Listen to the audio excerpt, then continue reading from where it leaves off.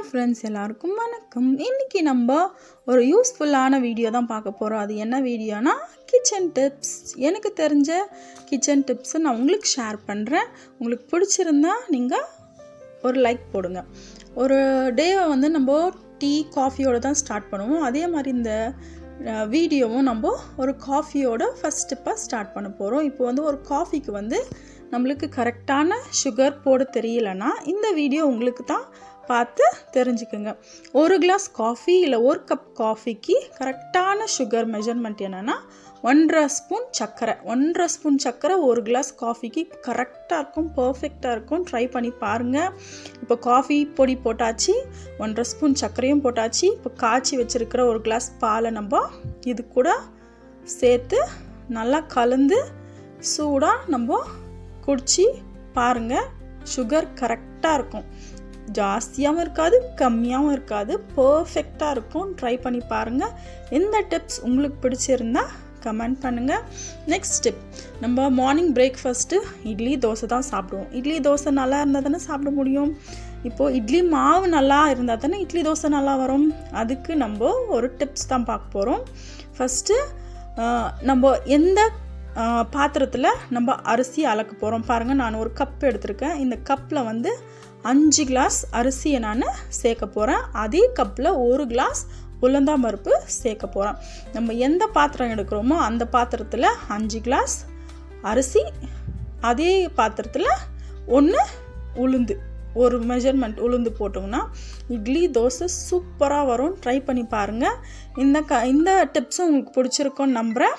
நம்ம இட்லி தோசைக்கு ஊற வச்சு நல்லா மாவை நல்லா அரைச்சினதுக்கப்புறம் நம்ம கல்லுப்பு இல்லைங்களா, கல்லுப்பு அது கூட சேர்த்து நைட்டு நல்லா நம்ம கை போட்டு கலந்து மூடி வச்சுட்டு காலையில் பார்த்திங்கன்னா மாவு நல்லா புளிச்சு வந்திருக்கும். இப்போ நெக்ஸ்ட் டிப் வந்து புளி வந்து நம்ம ஏதாவது ஒரு பாக்ஸில் போட்டு வச்சுருப்போம், இல்லை ஜாடியிலே கூட போட்டு வச்சுருப்போம். நம்மளுக்கு தேவைன்னு போது எடுக்கும் போதோ நம்மளுக்கு அளவு தெரியாது, பிசுன்னு இருக்கும். அந்த டைமில் நம்ம அர்ஜென்ட்லலாம் எதுவும் எடுத்து செய்ய முடியாது. அதனால் இந்த டிப் உங்களுக்கு தான். பாருங்கள், புளி நல்லா க்ளீன் பண்ணிவிட்டு கொட்டை எதுவும் இல்லாமல் எடுத்து வச்சுட்டு குட்டி குட்டியாக ரவுண்டாக உருண்டை மாதிரி உருட்டி வச்சுக்கினிங்கன்னா இப்போ நீங்கள் சமையல் செய்யும் போதும் அதை எடுக்கணும், 2 கை யூஸ் பண்ணணும் அப்படியெல்லாம் இல்லாமல் நீங்கள் ஒரு கை யூஸ் பண்ணி ஒரு உருண்டை, நம்மளுக்கு ஒரு சமையலுக்கு தேவையான அளவு தான் நம்ம உருட்டி வச்சுருப்போம். இப்போ நீங்கள் அதிகமாக வைக்கிறீங்கன்னா கொஞ்சம் பெருசாக உருட்டி வச்சுப்பீங்க, கொஞ்சமாக யூஸ் பண்ணுறீங்கன்னா சின்னதாக உருட்டி வச்சுப்பீங்க. நார்மலாகவே ஒரு நெல்லிக்காய் சைஸோடு பெருசுன்னு தான் சொல்லுவோம். நம்ம அந்த சைஸில் நம்ம புளியை வந்து உருட்டி ஒரு ஜாடியில் போட்டு வச்சுக்கணுன்னா நம்மளுக்கு தேவையாக இருக்கும் போதும் நம்ம எடுத்து யூஸ் பண்ணிக்கலாம். நம்ம கையும் அழுக்காகாமல் இருக்கும், நம்மளுக்கு டென்ஷன் ஃப்ரீயாகவும் இருக்கும். இந்த டிப்ஸ் உங்களுக்கு பிடிச்சிருந்தா கமெண்ட் பண்ணுங்கள். நம்ம அடுத்த டிப்ஸ் பார்க்க போகிறோம். பாருங்கள், இந்த ஜாடியில் போட்டு வச்சுக்கினிங்கன்னா சூப்பராக யூஸ் பண்ணிக்கலாம் நம்ம.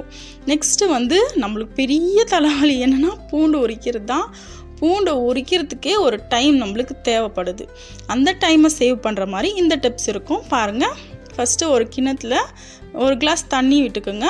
நம்மளுக்கு எவ்வளோ பூண்டு வேணுமோ அவ்வளோ பூண்டை வந்து அந்த தண்ணியில் போட்டு ஒரு 5 நிமிஷம் ஊற வச்சுருந்தீங்கன்னா அந்த பூண்டு வந்து ஊறிடுச்சுன்னா உரிக்கிறதுக்கு வந்து ரொம்ப ஈஸியாக இருக்கும். நம்ம வந்து மேலே ஒரு கிள்ளு கீழே ஒரு கிள்ளுனால அந்த பூண்டு தோல் உரித்து வச்ச மாதிரி ஆகிடும். பாருங்கள், நல்லா பூண்டு மணமணான்னு உரித்து வச்சிடலாம். ஏன்னா அந்த தோல் வந்து பீல் பண்ணுறதுக்கு ஈஸியாக இருக்கும். பாருங்கள், பூண்டு உரிச்சாச்சுங்களா.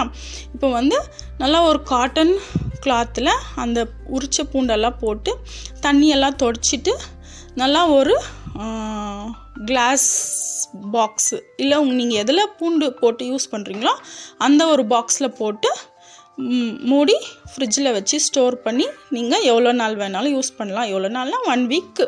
இப்போ நம்ம எல்லாமே 1 வீக் தானே பிளான் பண்ணுறோம். அந்த மாதிரி 1 வீக்கு தேவையான பூண்டெல்லாம் க்ளீன் பண்ணி உரித்து எடுத்து ஃப்ரிட்ஜில் ஸ்டோர் பண்ணிக்கினிங்கன்னா பூண்டு உரிக்கிற வேலை மிச்சம்.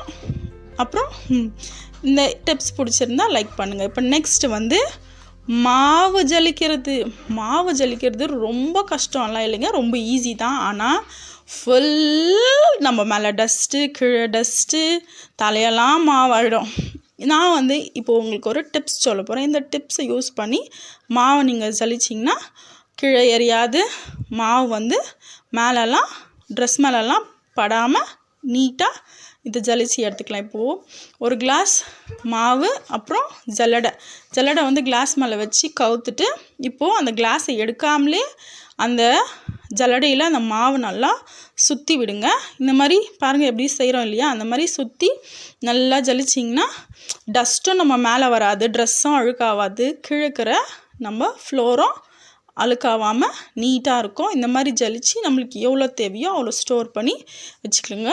இந்த டிப்ஸ் எல்லாம் உங்களுக்கு பிடிச்சிருந்துச்சுன்னா லைக் பண்ணுங்கள், கமெண்ட் பண்ணுங்கள்.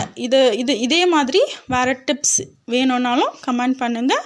நான் நெக்ஸ்ட் வீடியோவில் இன்னும் ஒரு 4-5 டிப்ஸு உங்களுக்காக போஸ்ட் பண்ணுறேன். Thank you friends.